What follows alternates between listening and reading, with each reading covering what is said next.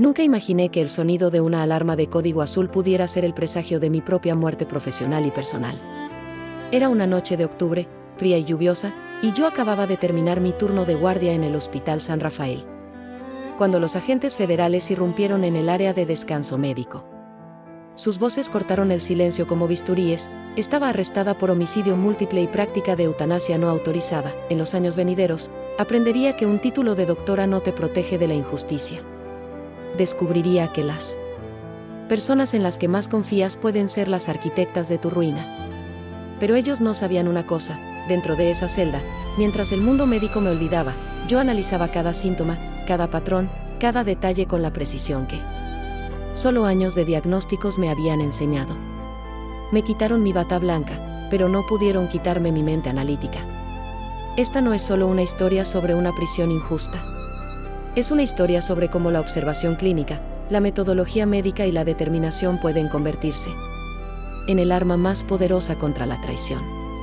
Pensaron que me habían sepultado, pero no sabían que yo era como las células madre, capaz de regenerarse incluso en las condiciones más adversas. Antes de aquel día maldito, todos en el hospital San Rafael me conocían como la doctora nocturna. Mi vida transcurría entre las urgencias del turno de noche, un universo paralelo donde la medicina se practica bajo la presión del tiempo y la gravedad de las decisiones que no admiten error.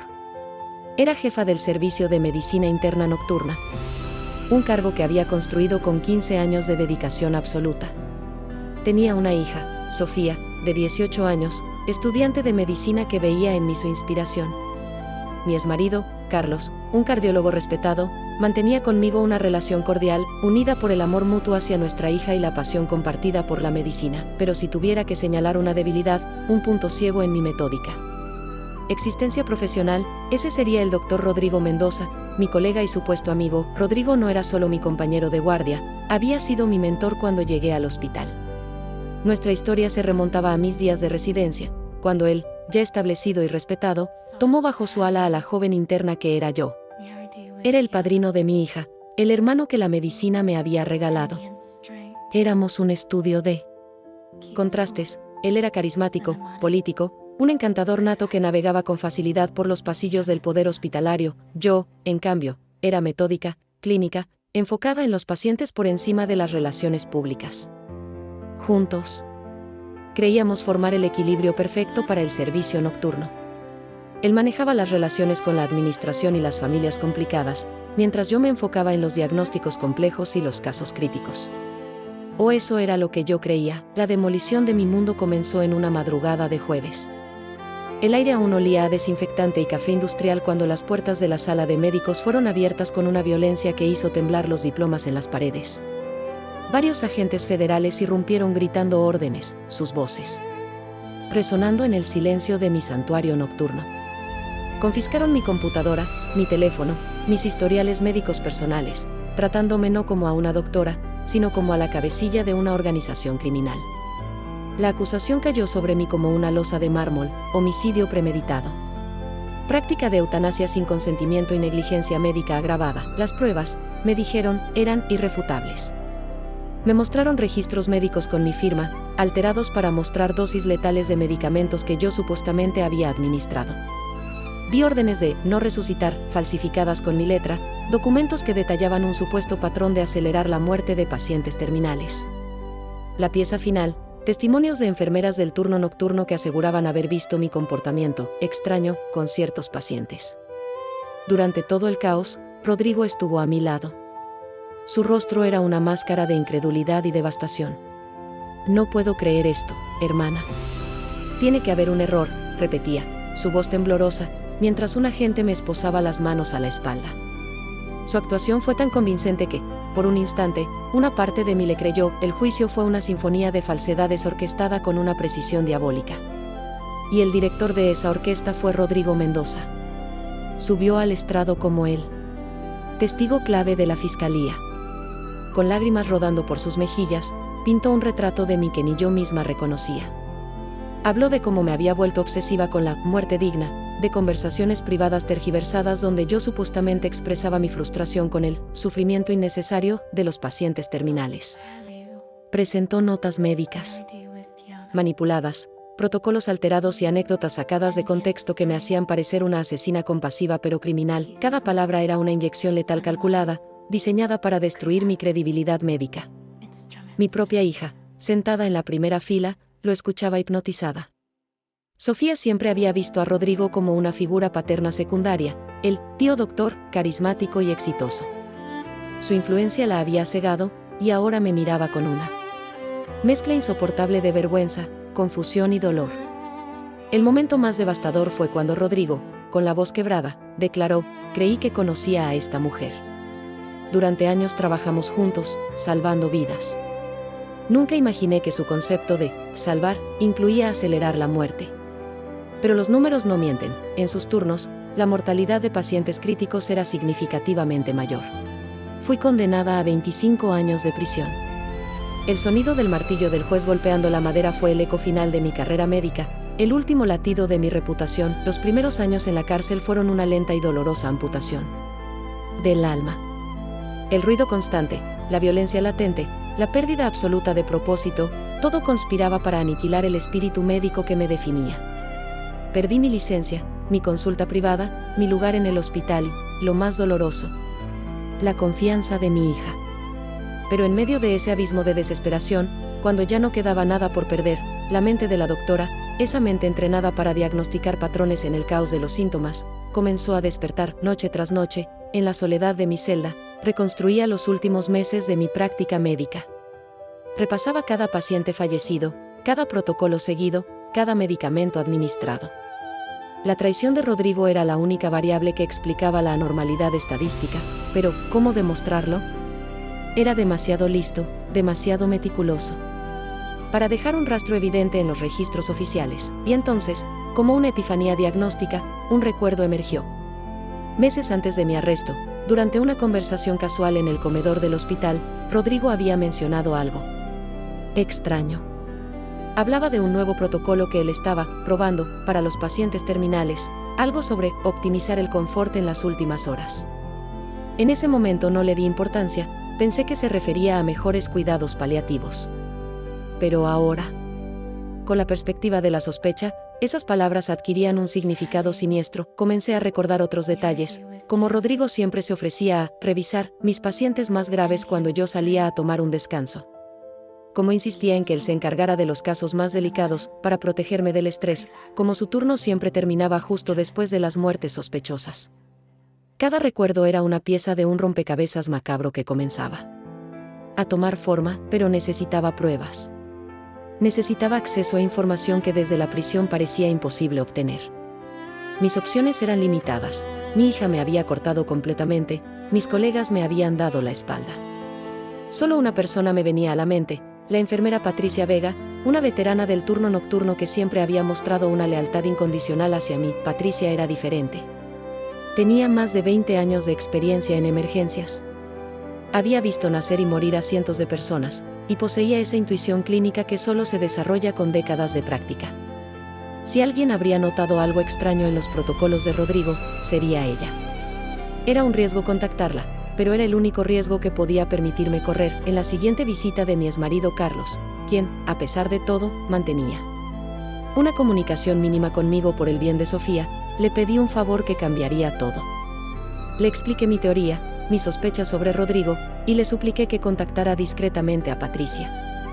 Carlos, aunque escéptico, vio algo en mis ojos que lo convenció de intentarlo. 2 semanas después, Carlos regresó con noticias que hicieron que mi corazón se acelerara como si estuviera en una emergencia médica. Patricia no solo había aceptado hablar conmigo a través de él, sino que tenía información que podría cambiar todo. Durante meses, ella había estado llevando un registro personal de las inconsistencias que notaba en el turno nocturno. Era una enfermera de la vieja escuela, meticulosa hasta la obsesión, que mantenía notas detalladas de todo lo que consideraba fuera de protocolo. La información que Patricia había recolectado era una bomba atómica médica. Tenía un diario detallado de todas las veces que Rodrigo había revisado mis pacientes, con fechas, horarios y observaciones específicas. Había notado que él siempre pedía que las enfermeras se retiraran durante estas revisiones, alegando que necesitaba concentración para evaluar casos complejos. Más importante aún, había documentado discrepancias en las dosis de medicamentos registradas versus las que ella recordaba haber visto administrar, pero la prueba de oro estaba en algo que Patricia había hecho por instinto profesional: fotografías. Como enfermera experimentada, había desarrollado el hábito de fotografiar con su teléfono personal los monitores de signos vitales de pacientes críticos, especialmente antes y después de cambios significativos en su estado. Era una práctica no oficial, pero que le había servido en el pasado para revisar evoluciones complejas.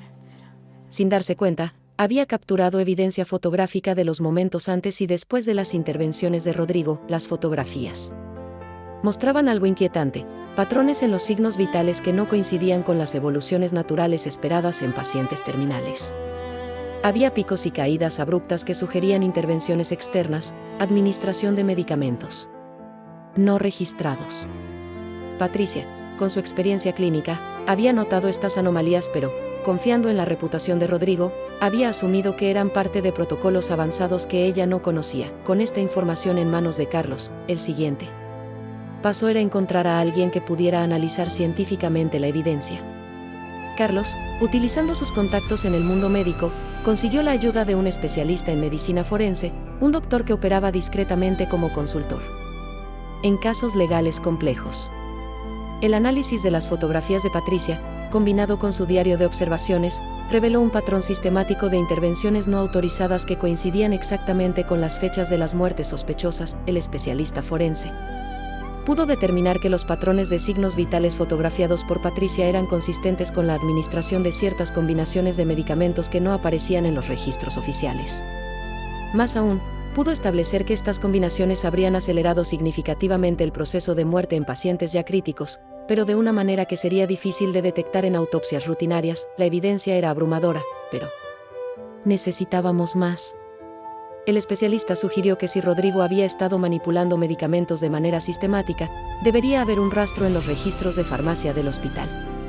Sin embargo, acceder a esa información requería una orden judicial, lo que significaba convencer a las autoridades de que reabrieran mi caso. Carlos, transformado ahora en mi investigador personal, contrató a un abogado especializado en casos de mala praxis médica. El abogado, Dr. Miguel Herrera, era un hombre meticuloso que vio en nuestro caso la oportunidad de desenmascarar una injusticia monumental. Herrera presentó la evidencia de Patricia y el análisis forense como base para una moción de nuevo juicio. La reacción inicial del sistema judicial fue de escepticismo. El juez que me había condenado veía la moción como un intento desesperado de revertir un veredicto justo. La fiscalía clasificó la evidencia como circunstancial e insuficiente, argumentando que las fotografías de Patricia podrían haber sido manipuladas y que sus observaciones eran el resultado de una lealtad ciega hacia mí. Pero Herrera tenía una estrategia. Solicitó una orden para examinar los registros farmacológicos completos del hospital, no solo los de mi departamento, sino de todo el complejo hospitalario. Argumentó que si existía un patrón de manipulación de medicamentos, sería detectable en el inventario general. La orden fue concedida después de meses de batallas legales. Los resultados de la auditoría farmacológica fueron devastadores para la defensa de Rodrigo.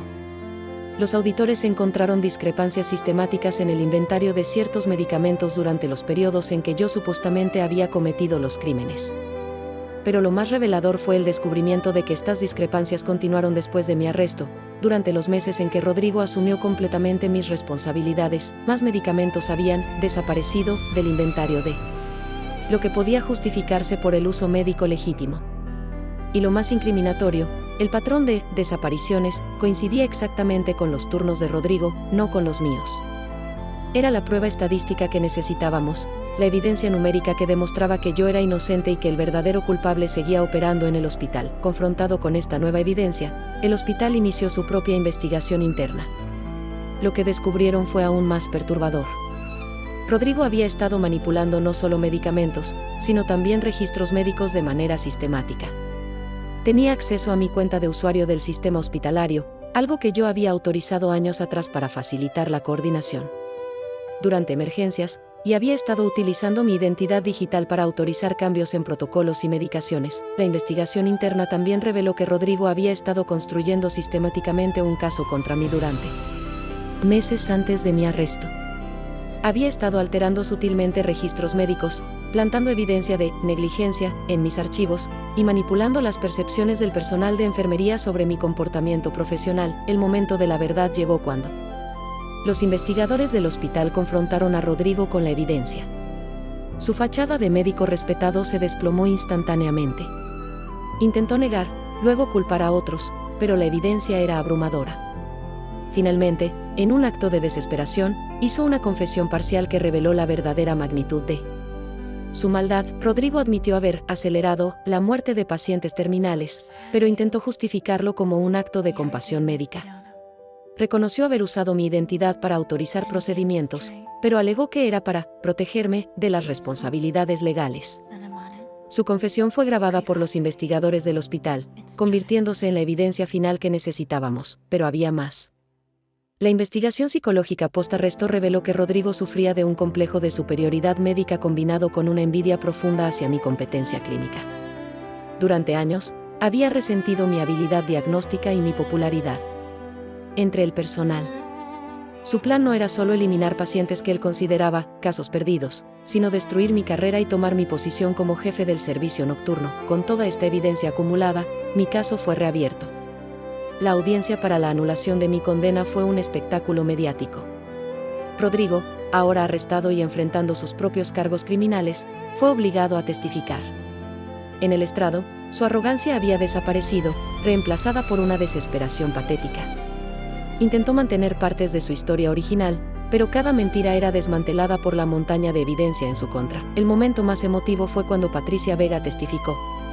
Con la dignidad de una profesional con décadas de experiencia, explicó meticulosamente cómo había documentado las inconsistencias, no por sospecha, sino por dedicación profesional.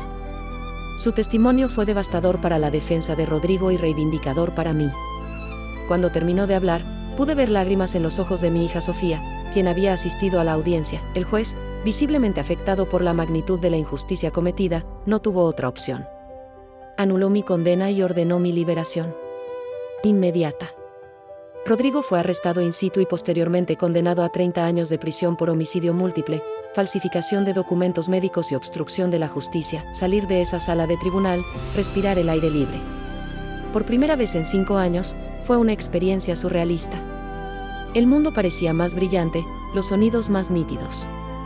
Pero la libertad era solo el primer paso hacia la recuperación de mi vida. La reintegración a la sociedad fue un proceso complejo y doloroso.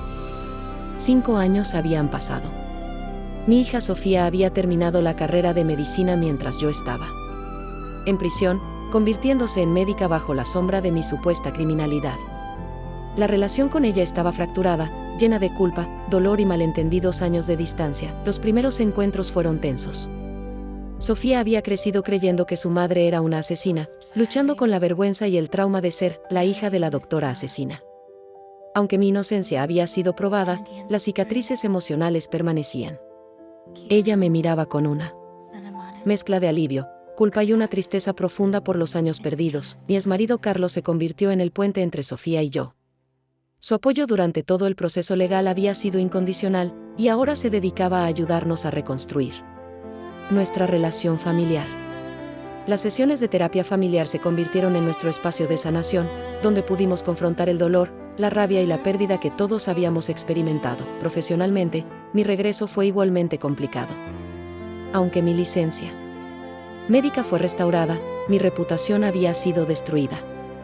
El Hospital San Rafael me ofreció una compensación económica significativa y mi puesto de vuelta, pero yo sabía que no podía regresar al lugar donde había sido traicionada. El ambiente, los recuerdos, las miradas de colegas que habían dudado de mí, todo era demasiado tóxico para una recuperación saludable. En lugar de intentar reconstruir mi carrera en el mismo entorno, decidí tomar un camino diferente. Abrí una consultoría médica especializada en ética hospitalaria y prevención de negligencias médicas. Mi experiencia única me había dado una perspectiva invaluable sobre las vulnerabilidades del sistema de salud y cómo podían ser explotadas por individuos malintencionados. Mi trabajo se centró en ayudar a hospitales y clínicas a desarrollar protocolos más rigurosos para la supervisión médica, especialmente en turnos nocturnos donde la vigilancia es menor. Diseñé sistemas de control cruzado para medicamentos críticos, protocolos de documentación que dificultaran la manipulación, y programas de capacitación para identificar señales de comportamiento problemático entre el personal médico. Mi historia personal se convirtió en una herramienta educativa poderosa.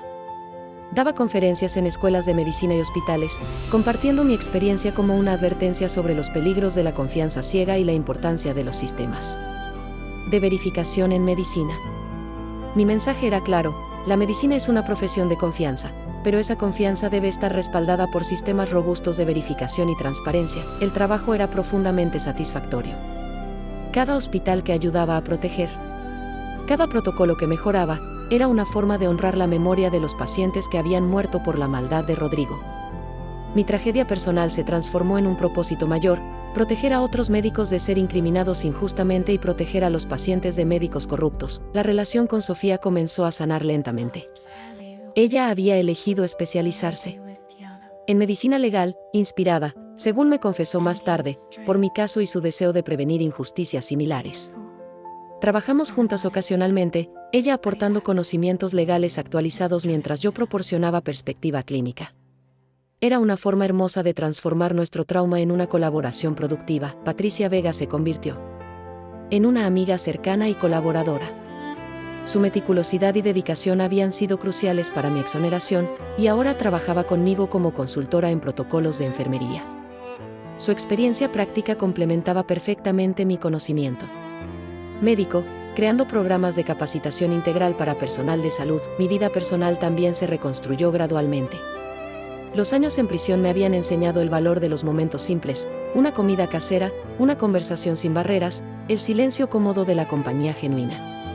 Desarrollé nuevas aficiones, como la jardinería, algo impensable durante mis años de turnos nocturnos, y la fotografía médica educativa.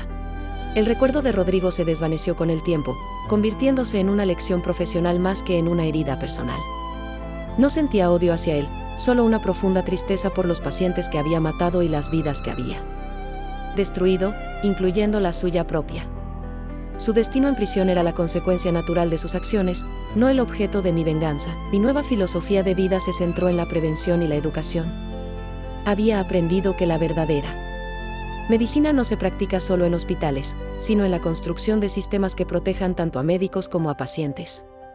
Mi experiencia como víctima de injusticia me había dado una sensibilidad única hacia las vulnerabilidades del sistema de salud. Los programas que desarrollé comenzaron a ser adoptados por hospitales en todo el país.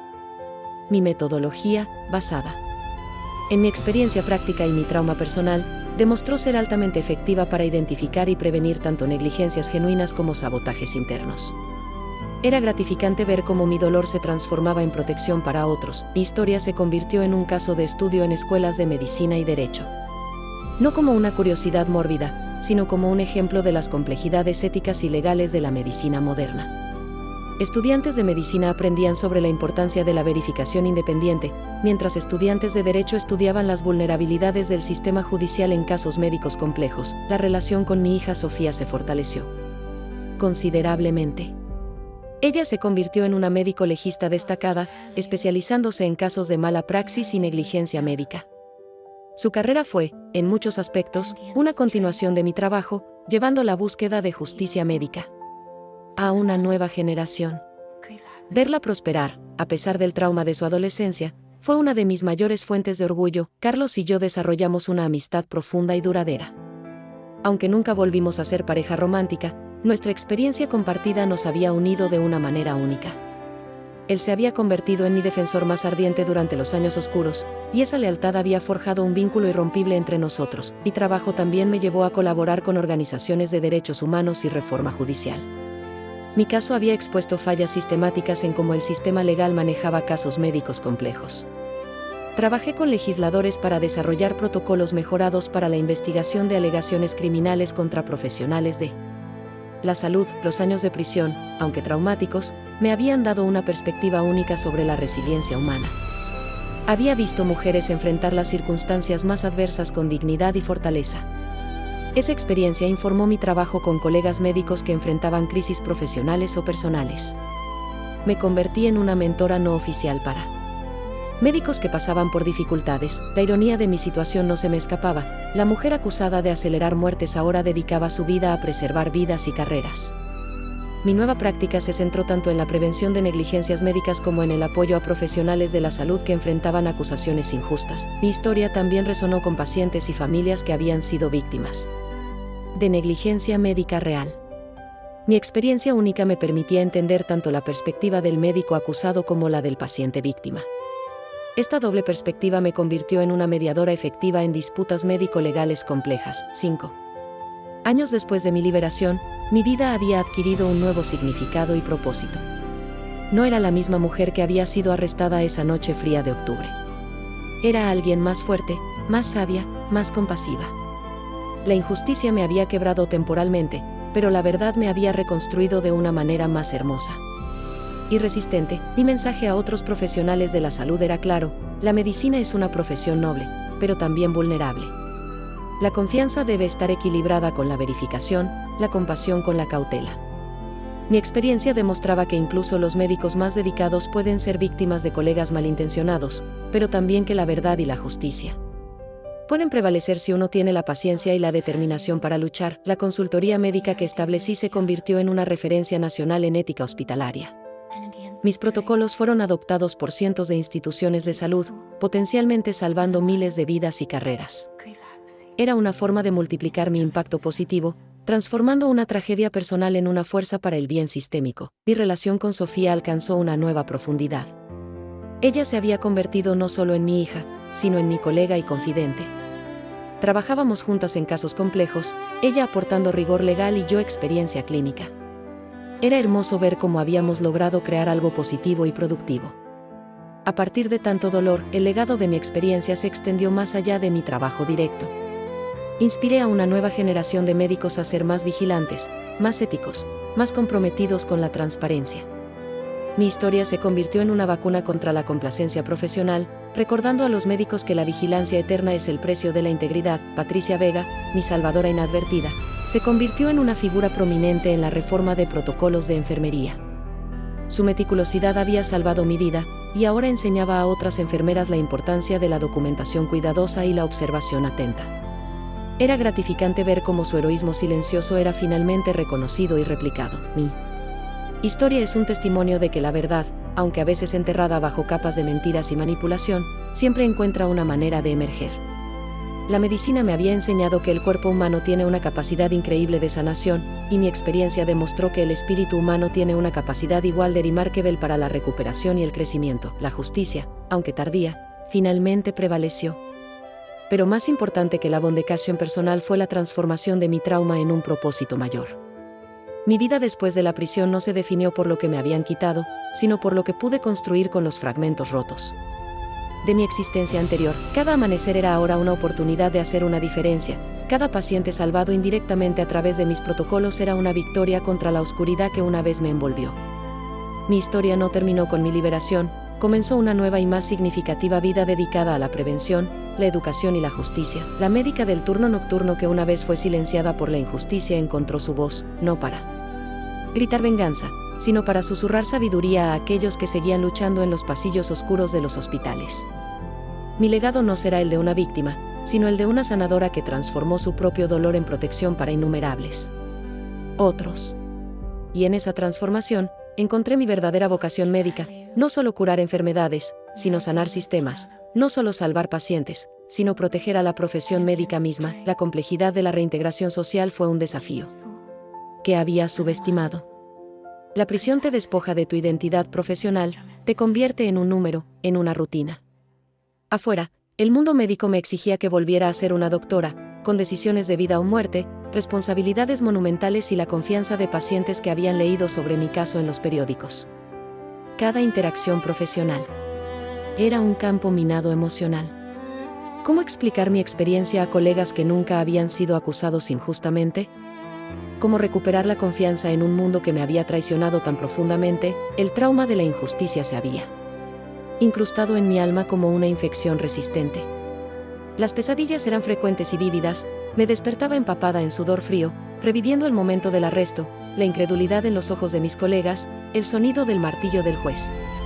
El síndrome de estrés postraumático es común en víctimas de errores judiciales, pero el mío tenía matices únicos relacionados con la medicina. Cada vez que veía una jeringa, Cada vez que escuchaba un monitor cardíaco, mi mente se transportaba automáticamente a esos días oscuros. La terapia psicológica se convirtió en una parte esencial de mi recuperación. Mi terapeuta, la doctora Carmen Ruiz, había trabajado con muchos profesionales de la salud que habían experimentado traumas relacionados con su carrera. Ella me ayudó a entender que mi identidad no se definía por lo que me había sucedido, sino por cómo elegía responder a ello. Las sesiones fueron un espacio seguro para procesar la rabia, el miedo, la traición, y eventualmente, encontrar un camino hacia el perdón, no hacia Rodrigo, sino hacia mí misma por haber confiado ciegamente. Mi nueva consultoría no era solo un negocio, era una misión de sanación personal y profesional. Cada hospital que ayudaba a proteger, cada protocolo que mejoraba, era una forma de recuperar mi sentido de propósito médico. Los clientes inicialmente venían por curiosidad morbosa, querían conocer a la doctora que estuvo presa, pero se quedaban por la calidad excepcional de mi trabajo. Mi experiencia única me había dado una perspectiva sobre las vulnerabilidades hospitalarias que ningún consultor tradicional podría ofrecer. Desarrollé un sistema revolucionario llamado Protocolo de Vigilancia Cruzada, que implementé en docenas de hospitales. El sistema requería que todas las administraciones de medicamentos críticos fueran verificadas por 2 profesionales independientes, con registros digitales que incluían fotografías timestamped y firmas biométricas. Era una respuesta directa a cómo Rodrigo había manipulado el sistema, pero diseñada para proteger tanto a pacientes como a médicos de futuras traiciones. La resistencia inicial de algunos hospitales fue significativa. Muchos administradores veían mis protocolos como excesivamente burocráticos, una respuesta paranoica de alguien traumatizada por su experiencia. Pero cuando presentaba las estadísticas, como mis sistemas habían identificado y previsto múltiples casos de negligencia y fraude en hospitales piloto, la resistencia se convertía en adopción entusiasta. Los números no mentían. Mis protocolos salvaban vidas y protegían carreras. Mi colaboración con Sofía se intensificó cuando ella decidió especializarse en medicina legal forense. Juntas, comenzamos a trabajar en casos de médicos acusados injustamente, utilizando mi experiencia personal y su conocimiento legal para crear defensas más efectivas. Era profundamente satisfactorio poder transformar mi trauma en protección para otros profesionales que enfrentaban acusaciones falsas. Uno de nuestros casos más significativos involucró a un anestesiólogo acusado de sedación excesiva durante cirugías. Utilizando mi metodología de análisis de patrones y la experiencia legal de Sofía, pudimos demostrar que las anomalías en los casos se debían a equipos defectuosos, no a negligencia médica. La exoneración del doctor fue una victoria personal profunda. Había logrado evitar que otro colega pasara por el infierno que yo había experimentado. Patricia Vega se convirtió en más que una colaboradora, era mi compañera en la misión de reformar los protocolos hospitalarios. Su experiencia práctica como enfermera veterana complementaba perfectamente mi conocimiento médico teórico. Juntas, desarrollamos programas de capacitación para personal de enfermería que enfatizaban la importancia de la documentación meticulosa y la observación atenta, las mismas habilidades que habían salvado mi vida. La herida en mi relación con Sofía sanó lentamente, como un hueso fracturado que requiere tiempo y cuidado para fortalecerse completamente. Los años de terapia familiar nos ayudaron a procesar no solo mi trauma, sino el suyo. Ella había crecido como la hija de la doctora asesina, enfrentando burlas en la escuela, preguntas incómodas de profesores, la carga emocional de defender a una madre en quien había perdido la fe. Su elección de la medicina legal era, en parte, su forma de procesar nuestro trauma familiar colectivo. Mi exmarido Carlos se había convertido en un pilar de estabilidad durante los años más oscuros. Su apoyo inquebrantable durante mi encarcelamiento, su fe en mi inocencia cuando incluso yo misma dudaba, había forjado entre nosotros un vínculo que trascendía nuestro matrimonio pasado. Aunque nunca volvimos a ser pareja romántica, desarrollamos una amistad profunda basada en el respeto mutuo y la experiencia compartida de haber navegado juntos por la tormenta más terrible de nuestras vidas. El impacto de mi trabajo comenzó a expandirse más allá de hospitales individuales. Fui invitada a testificar ante comités legislativos sobre la necesidad de reformar las investigaciones criminales que involucraban a profesionales de la salud. Mi testimonio ayudó a impulsar legislación que requería la participación de expertos médicos independientes en todas las investigaciones de supuesta mala praxis criminal. La ironía de mi situación no se me escapaba. La mujer acusada de acelerar muertes ahora dedicaba su vida a preservar vidas y carreras médicas. Mi nueva identidad profesional se había forjado en el fuego de la injusticia, emergiendo más fuerte y con un propósito más claro que nunca antes. Ya no era solo una doctora, era una defensora, una protectora, una guardiana de la integridad médica. Los programas educativos que desarrollé comenzaron a ser adoptados en escuelas de medicina de todo el país. Mi historia se convirtió en un caso de estudio obligatorio en cursos de ética médica, no como entretenimiento mórbido, sino como una lección seria sobre las vulnerabilidades de la profesión médica. Los estudiantes aprendían sobre la importancia de la verificación independiente, la documentación meticulosa y la vigilancia profesional mutua. Mi trabajo también me llevó al ámbito internacional. Fui invitada a conferencias médicas en Europa y América Latina para compartir mi experiencia y metodología. La respuesta global fue abrumadoramente positiva. Aparentemente, los problemas de fraude médico interno y acusaciones injustas eran universales. Mis protocolos fueron adaptados e implementados en sistemas de salud de múltiples países. La relación con mi pasado evolucionó gradualmente de trauma a sabiduría. Los años de prisión, aunque devastadores en el momento, me habían dado una perspectiva única sobre la resiliencia humana y la importancia de la justicia. Ya no veía esos años como tiempo perdido, sino como una educación brutal pero valiosa que me había preparado para mi verdadera vocación. El recuerdo de Rodrigo se desvaneció hasta convertirse en una lección profesional más que en una herida personal. Su destino en prisión era una nota al pie de mi historia, no su tema central. Mi enfoque estaba en el futuro, en la construcción, en la prevención. La venganza era una carga pesada, y yo ya había cargado suficiente peso en mi vida. Desarrollé una filosofía personal que llamé medicina defensiva positiva, la idea de que los médicos pueden protegerse mejor no siendo paranoides o defensivos, sino siendo más transparentes, más colaborativos y más vigilantes. Era lo opuesto a la medicina defensiva tradicional que se enfoca en evitar demandas. Mi enfoque se centraba en prevenir tanto la negligencia real como las acusaciones falsas. Mi consultoría se expandió para incluir servicios de auditoría de integridad para hospitales. Utilizando mi experiencia única, podía identificar vulnerabilidades en sistemas hospitalarios que podrían ser explotadas por empleados malintencionados. Era una forma de vacunar instituciones contra futuros Rodrigos, individuos carismáticos y respetados que podrían usar su posición para causar daño. La sanación emocional fue un proceso lento pero constante. La jardinería se convirtió en mi terapia favorita. Había algo profundamente sanador en nutrir vida después de haber sido acusada de acelerar la muerte. Mi jardín se llenó de plantas medicinales, una conexión simbólica entre mi pasión por la curación y mi nueva apreciación por los procesos naturales de crecimiento y recuperación. Mi historia comenzó a resonar con audiencias más amplias. Escribí un libro sobre mi experiencia titulado Diagnóstico, Injusticia, que se convirtió en bestseller y fue adaptado para un documental. Los ingresos del libro fueron donados a organizaciones que ayudaban a víctimas de errores judiciales y a programas de reforma del sistema de justicia penal. La transformación más profunda fue en mi comprensión de lo que significaba ser médica. Antes de mi arresto, había definido mi identidad profesional por mi competencia técnica y mi dedicación a los pacientes. Después de mi experiencia, comprendí que ser médica también significaba ser una guardiana de la integridad de toda la profesión. Mi responsabilidad se extendía más allá de mis pacientes individuales hacia la protección del sistema de salud en su conjunto. Sofía se convirtió en una médico legista reconocida nacionalmente, especializándose en casos complejos de mala praxis médica. Su carrera fue, en muchos aspectos, una extensión de mi trabajo, pero con el rigor legal que complementaba perfectamente mi experiencia clínica. Verla prosperar, ver cómo había transformado nuestro trauma familiar en una carrera dedicada a la justicia, fue una de mis mayores fuentes de orgullo y validación. La colaboración entre madre e hija se profundizó cuando establecimos conjuntamente la Fundación Mendoza para la Integridad Médica, un nombre irónico, dado que era el apellido del hombre que me traicionó, pero que decidimos usar como una forma de transformar ese símbolo de maldad en algo positivo.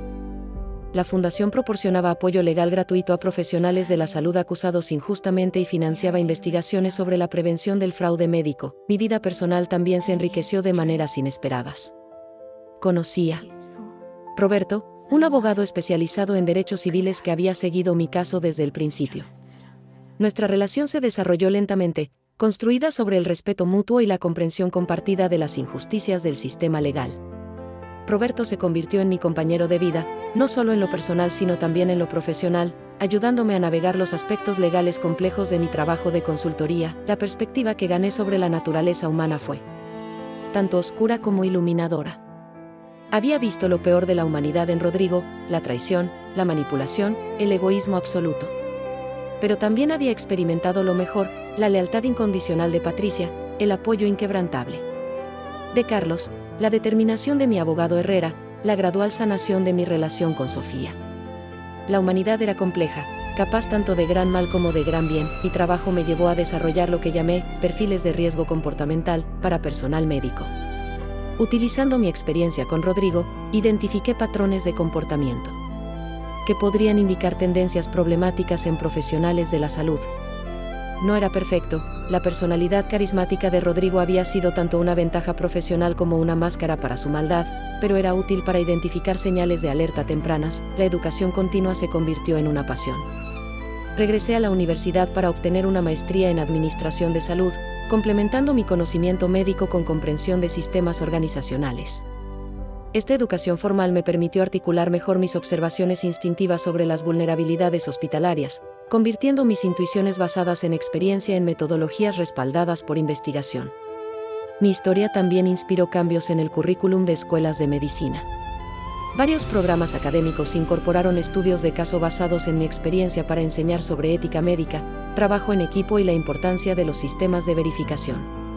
Era gratificante saber que futuras generaciones de médicos aprenderían de mi trauma, potencialmente evitando tragedias similares. La dimensión internacional de mi trabajo se expandió cuando la Organización Mundial de la Salud me invitó a liderar un comité sobre integridad en sistemas de salud. Mi experiencia única, haber sido tanto víctima de corrupción médica como experta en su prevención, me posicionó de manera única para abordar estos problemas a nivel global. El perdón, tanto hacia otros como hacia mí misma, se convirtió en un tema central de mi filosofía personal. No perdoné a Rodrigo por su bien, sino por el mío. El resentimiento era una toxina que envenenaba mi capacidad de sanar y crecer. Liberarme de esa carga me permitió canalizar toda mi energía hacia el trabajo constructivo de prevención y educación. Mi mensaje a otros profesionales que habían enfrentado traiciones similares era claro: el trauma puede destruirte o transformarte, pero la elección es tuya. Yo elegí la transformación, convirtiendo mi dolor en propósito, mi experiencia en expertise, mi victimización en victoria. No era un camino fácil, pero era un camino que llevaba no solo a la sanación personal sino también a un impacto positivo en el mundo. La consultoría médica que establecí se había convertido en la firma líder en su campo, consultada por hospitales de todo el continente. Mis protocolos habían sido implementados en más de 200 instituciones de salud, potencialmente salvando miles de vidas y protegiendo cientos de carreras médicas. Era una forma de multiplicar mi impacto positivo, asegurando que mi experiencia sirviera a un propósito mayor que mi propia vindicación. Reflexionando sobre mi viaje, comprendí que la verdadera justicia no había sido mi exoneración legal, sino mi capacidad de transformar una experiencia devastadora en una fuerza para el bien. La mujer que salió de la prisión no era la misma que había entrado. Era más fuerte, más sabia, más compasiva, y definitivamente más determinada a hacer una diferencia en el mundo. Mi legado no sería el de una víctima de la injusticia, sino el de una médica que había usado su trauma para sanar no solo a pacientes individuales, sino a sistemas enteros de atención médica. En el gran balance de mi vida, los años perdidos en prisión habían sido compensados con creces por los años dedicados a prevenir que otros experimentaran tragedias similares, y así, la doctora del turno nocturno que una vez fue silenciada por la mentira encontró su voz más poderosa en la verdad, susurrando sabiduría a generaciones de sanadores que seguirían sus pasos por los pasillos nunca completamente seguros, pero ahora mejor protegidos, de la medicina moderna. Mi historia continuaba escribiéndose cada día, no en expedientes criminales, sino en vidas salvadas y sistemas mejorados, un testimonio viviente de que la verdad, aunque a veces enterrada, siempre encuentra una manera de emerger y florecer.